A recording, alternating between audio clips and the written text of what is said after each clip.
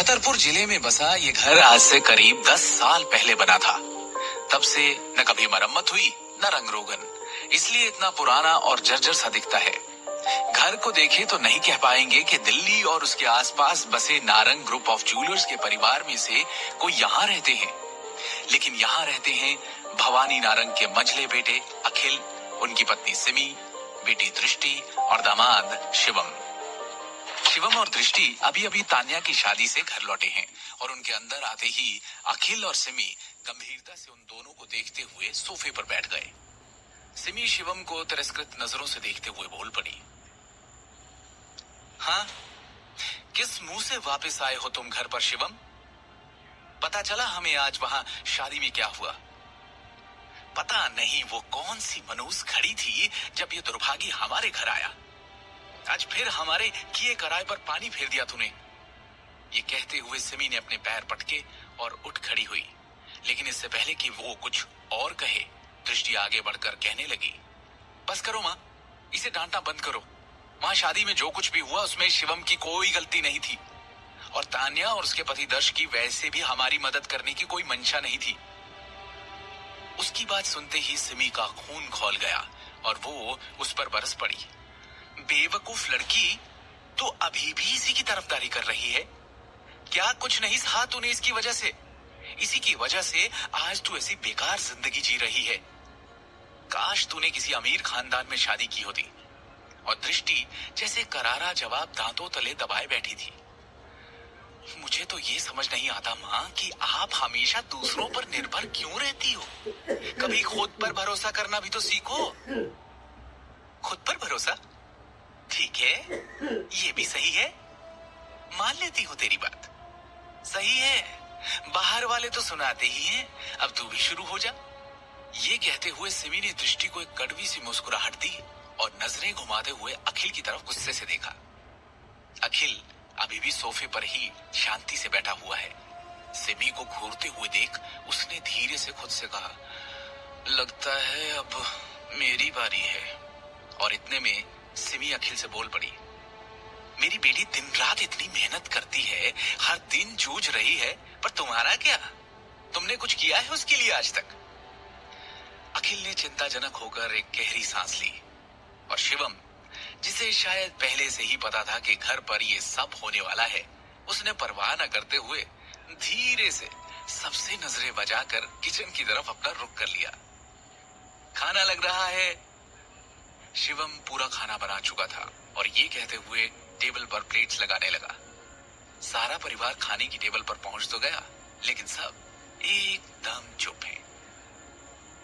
शिवम, तान्या ने आज जो कुछ भी कहा वो तुम्हें पता तो चल ही गया होगा। ये कहते हुए सिमी ने शिवम की तरफ गंभीरता से देखा। माँ, ये कहते हुए दृष्टि ने अपनी चम्मच प्लेट में पटकी और चिल्ला पड़ी, मैं किसी के दबाव में आकर शिवम को तलाक नहीं दूंगी। सिमी ने दृष्टि को घूरते हुए कहा, क्या? अब ये मत कहना कि तू इसे अब भी पसंद करती है। तुझे सच में अपने पापा की फैक्ट्री की हालत दिखाई नहीं दे रही? कितने सारे वर्कर्स की तो पता नहीं कितने महीनों की तनख्वाह देना बाकी है। अब तो बस खुद को दिवालिया घोषित करना बाकी रह गया है। ऐसे ही चलता रहा तो वो दिन दूर नहीं जब हम सब सड़क पर कटोरा पकड़े नजर आएंगे। और तुझे क्या लगता है शिवम भरी महफिल में तान्या और उसके पति को नीचा दिखाकर आएगा, करण पे हाथ उठाएगा और वो बदला नहीं लेंगे? अभी भी कह रही हूँ, मान जा। इससे तलाक लेना ही इस वक्त हम सब के लिए अच्छा है। दृष्टि दांतों तले जीभ दबाए बैठी रही और कुछ नहीं बोली। अपनी बेटी को ऐसे देख सिमी कठोर स्वर में बोली, क्यों अखिल, तुम ऐसे ही मुंह में दही जमाए रहोगे? तुम्हें नहीं समझाना अपनी बेटी को कुछ?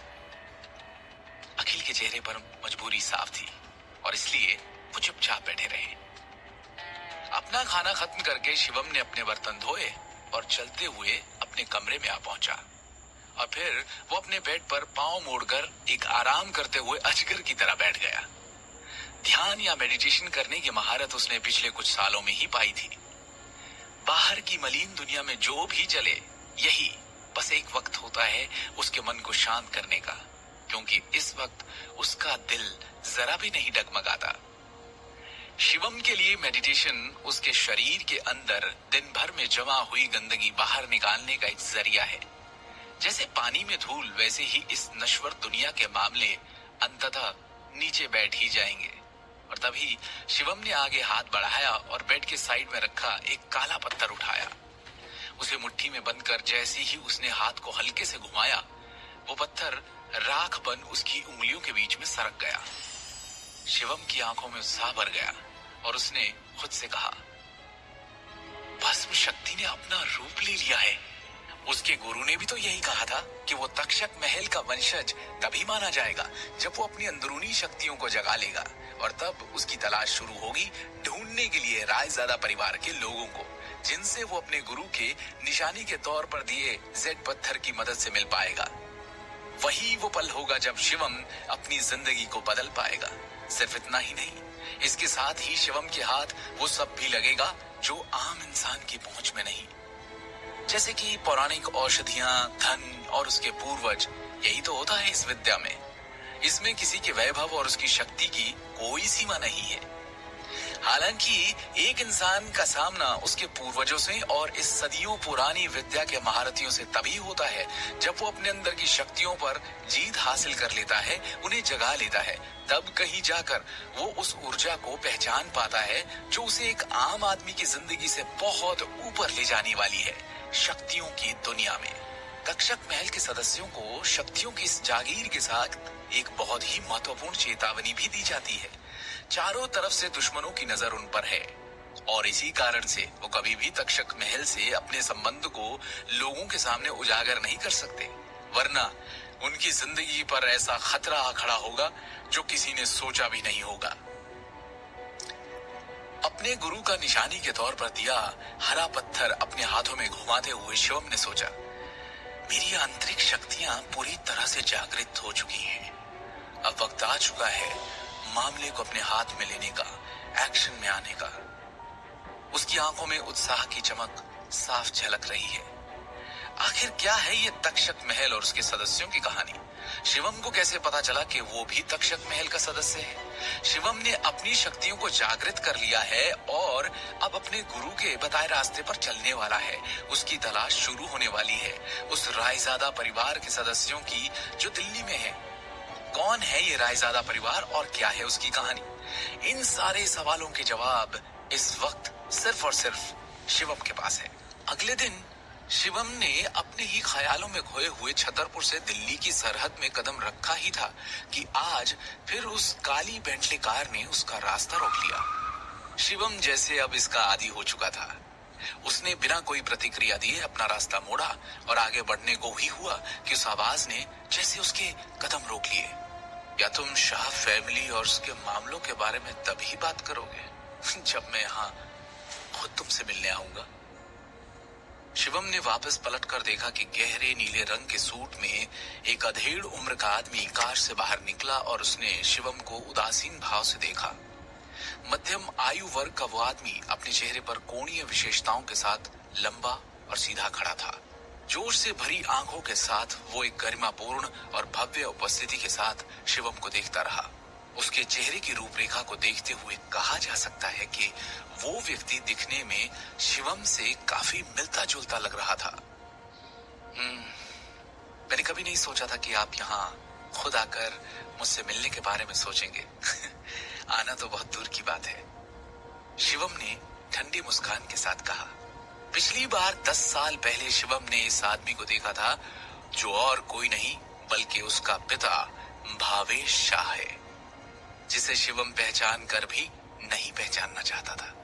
मुझसे न मिलने का तुम्हारा कारण मैं समझता हूँ, लेकिन क्या तुम अपने दादाजी को एक बार देखना नहीं चाहोगे? उनसे मिलना नहीं चाहते? भावेश ने पूछा। शिवम ने इन शब्दों की अपेक्षा कभी नहीं की थी। वो एक पल के लिए चुप रहा। पूरे शाह परिवार में उसके दादाजी ही तो एक ऐसे थे जिन्होंने हमेशा उसे अपनापन दिया। पूरे शाह परिवार में सिर्फ अपने दादाजी शिवम वर्धन शाह, जिनके नाम पर ही शिवम का नाम रखा गया था, उनका ही एक चेहरा उसे स्पष्ट रूप से याद था। शिवम को सोचते हुए देख भावेश ने कहा, इस बारे में बात करने के लिए ये जगह सही नहीं। चलो कहीं और बैठकर आराम से बात करते हैं। ये कहते ही उसने कार के दरवाजे की तरफ इशारा किया और शिवम उसे देखता हुआ खड़ा रहा। बस कुछ ही देर बाद शिवम और भावेश दोनों शांग्रीला एरोस होटल में बैठे थे। बड़े से कॉन्फ्रेंस रूम में वो दोनों बस अकेले ही मौजूद थे और एक लंबी सी टेबल के दोनों तरफ आमने सामने बैठे वो एक दूसरे को देख रहे हैं। तुम्हारे दादाजी पिछले 2 साल से बिस्तर पर हैं, बहुत बीमार हैं। अपने बिगड़ते स्वास्थ्य के बावजूद वो बस एक ही जिद लेकर बैठ गए हैं कि केवल एक बार फिर तुमसे मिलना चाहते हैं। वो बस चाहते हैं कि तुम वापस आ जाओ।